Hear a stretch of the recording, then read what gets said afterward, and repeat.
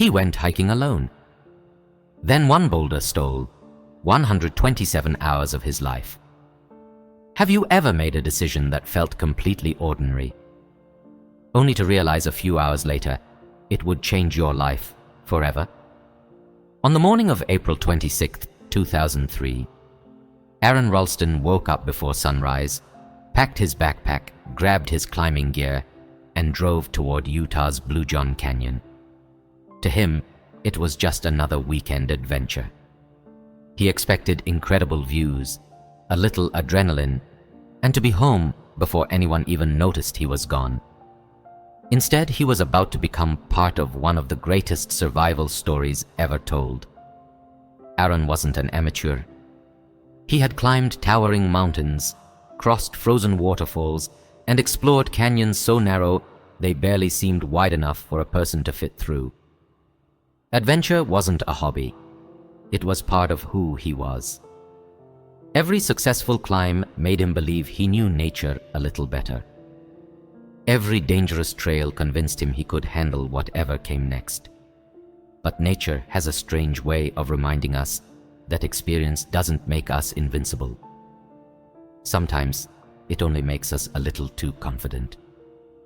On the way to the canyon, Aron met two young hikers. They laughed together, shared stories, and explored part of the trail. It was one of those random encounters people forget within hours, or at least it should have been. After a while, they said goodbye. The hikers turned back toward the parking area. Aron smiled, adjusted his backpack, and continued deeper into Bluejohn Canyon alone.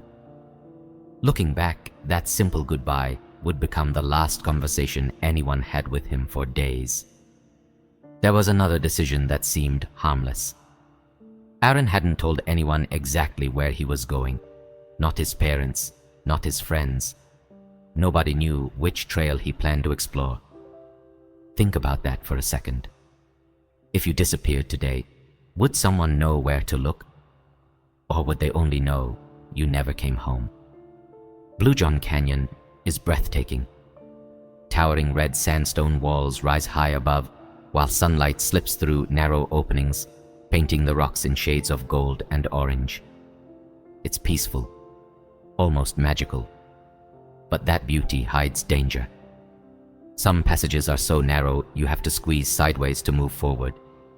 Massive boulders rest overhead, balanced by nothing more than gravity and time. They look permanent, until one decides it isn't. As Aron carefully climbed into one of the narrowest sections of the canyon, he reached for a large boulder to steady himself. It was a movement he'd made hundreds of times before. Simple, automatic. Then, in less than a second, everything changed. The rock shifted. At first, only slightly. Then it broke loose. Aron barely had time to react before the massive boulder crashed downward. He tried to jump back, but there wasn't enough room. The stone slammed his right arm against the canyon wall with incredible force. The impact echoed through the canyon before complete silence returned. Dust filled the air. Aron stared at his trapped arm, unable to understand what had just happened. He pulled with all his strength. Nothing. He pushed with his legs until they shook. Nothing. He twisted his body, searching for even the slightest movement. Nothing. The boulder didn't move a single inch. It weighed nearly 1,000 pounds. In that moment, Aron realized something terrifying. He wasn't trapped because of one small mistake. He was trapped because nature had won. Still, he refused to panic. Years of climbing had taught him that fear wastes energy, and energy keeps you alive. He emptied his backpack, searching for anything that could help. He built makeshift anchors with his climbing gear. He looked for cracks beneath the boulder. He pushed, pulled, and fought with everything he had. Nothing worked. Hour after hour slipped away. The blazing desert sun disappeared, replaced by a freezing night. His phone had no signal. No voices echoed through the canyon. No footsteps came searching. Then the realization hit him harder than the boulder ever could. Nobody even knew where he was. He reached for his water bottle and took the smallest sip imaginable, whispering with a tired smile, "Well, this weekend just got a little more complicated." Sometimes a smile is the only weapon left against despair. As the stars appeared above the narrow canyon walls, Aron leaned back against the cold stone and looked at the thin strip of sky overhead. For the first time since the accident, one question refused to leave his mind. Was he waiting to be rescued? Or was he slowly saying goodbye? He closed his eyes, hoping daylight would bring a miracle. Instead, morning would bring something far more terrifying. When the sun rose the next morning, Aron slowly opened his eyes. For a brief moment, he hoped it had all been a nightmare. Maybe he'd wake up in his bed. Maybe none of this had happened. Then he looked down. His right arm was still trapped beneath the massive boulder. Nothing had changed, except one thing: time.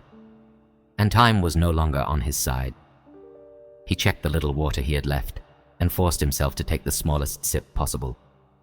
Every drop mattered now. Food barely crossed his mind. Water had become more valuable than anything else in the world. As the hours passed, the desert turned into an oven once again. The scorching heat drained every bit of energy from his body, only to be replaced by freezing temperatures after sunset. It was as if the canyon refused to let him rest. Again and again, Aron tried to move the rock. He pushed until his muscles cramped. He pulled until his hands bled. He built makeshift anchors with his climbing gear and searched for cracks beneath the boulder. Nothing worked. The canyon answered every attempt with silence. Soon, the days began to blur together. He would wake up, struggle, rest, and try again. Sometimes he talked to himself just to hear another voice. Sometimes he laughed at his own situation. "Next time, maybe I'll tell someone where I'm going," he joked with a weak smile. It wasn't because anything was funny. It was because giving up felt even worse. At one point, he took out his video camera. Looking straight into the lens, he recorded messages for his family and friends. He told his parents how much he loved them. He thanked the people who had shaped his life. He even accepted that these recordings might become his final goodbye.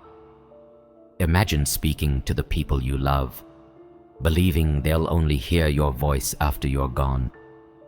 Then he tried something almost impossible. Using his small multi-tool, he began chipping away at the rock, hoping to break it apart. Minutes turned into hours. The boulder barely showed a mark. It was hopeless. By the fifth day, Aron had run out of water completely. To stay alive, he did something no one ever wants to imagine.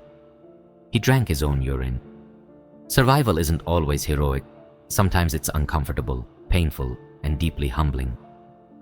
His body grew weaker with every passing hour. His lips were cracked.